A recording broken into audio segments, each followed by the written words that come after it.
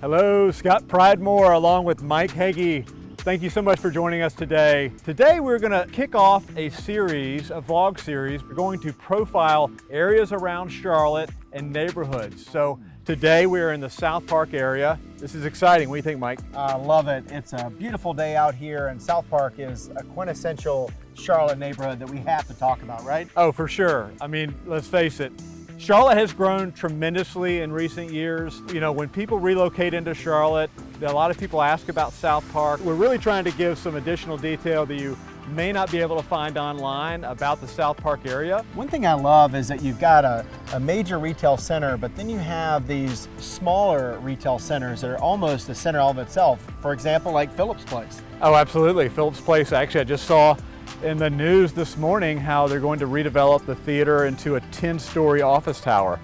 Yeah. Wow. Yeah, so office space is another draw for SouthPark. Nucor Steel, Piedmont Natural Gas, Coca-Cola. They have a home office here in SouthPark, and certainly Atrium Health. There's actually an emergency room here in SouthPark. There is a differentiation between South End and SouthPark.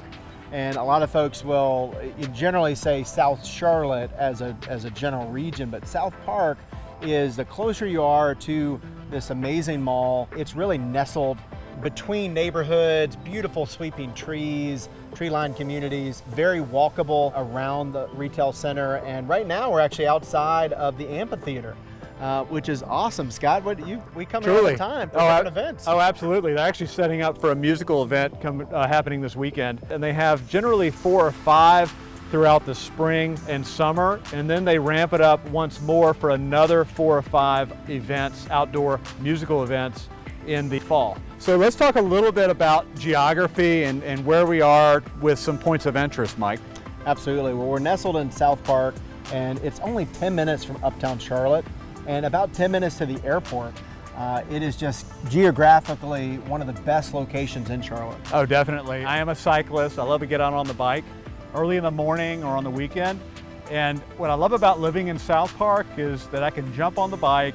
I could ride through 14 different neighborhoods on an hour-and-a-half ride. There are lots of offerings in SouthPark, whether it be attached townhomes, condominiums, or single-family dwellings. There is so much to offer everyone. Scott, you want to talk about the different neighborhoods SouthPark has to offer? Absolutely. Sorry to interrupt. So yeah, let's talk a little bit about first Barclay Downs. It's directly behind SouthPark Mall itself. Prices in Barclay Downs generally range from high 500s to around the 1.8 million. Generally, what you'll find in the lower end of Barclay Downs is going to be maybe a mid-century ranch or a split level. In the higher end of Barclay Downs, you might find homes that are newer homes that are infill, that have been rebuilt. The next neighborhood I want to mention is Foxcroft.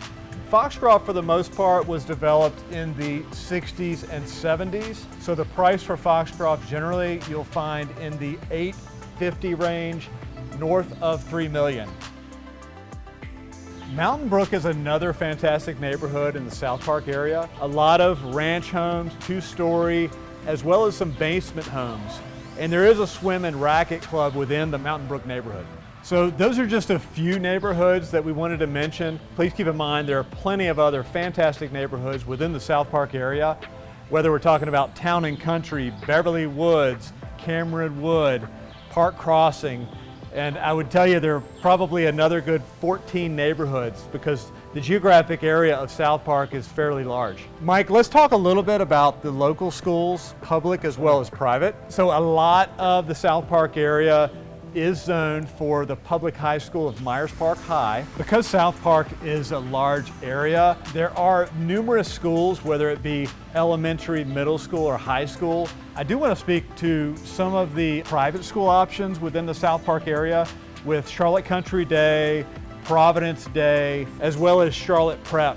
I don't know about you, Scott, but I love being around some amazing restaurants in SouthPark. I can tell you 131 Main is one of my favorites here in SouthPark. Ruth Chris, if you go for steak, that's a great option. Well, Cowfish is probably goes down as one of the Just a wide variety. Yao Fao is another for fast food. Bricks Pizza and Foxcroft Wine. It's hard to say just one over the other. There's so many great options. SouthPark is a luxurious neighborhood that has so much appeal for so many people. You're coming to Charlotte, North Carolina, you're curious about what the city has to offer. Hands down, unequivocally, you have to experience SouthPark firsthand. SouthPark runs the gamut in terms of all age ranges and a variety of different experiences if you're looking for, whether it be recreation and nature to live, work, play. There's so many great options. I've enjoyed this conversation as we've discussed and explored SouthPark, in hopes that people that are watching this video get value from it. Look forward to our next video. Absolutely.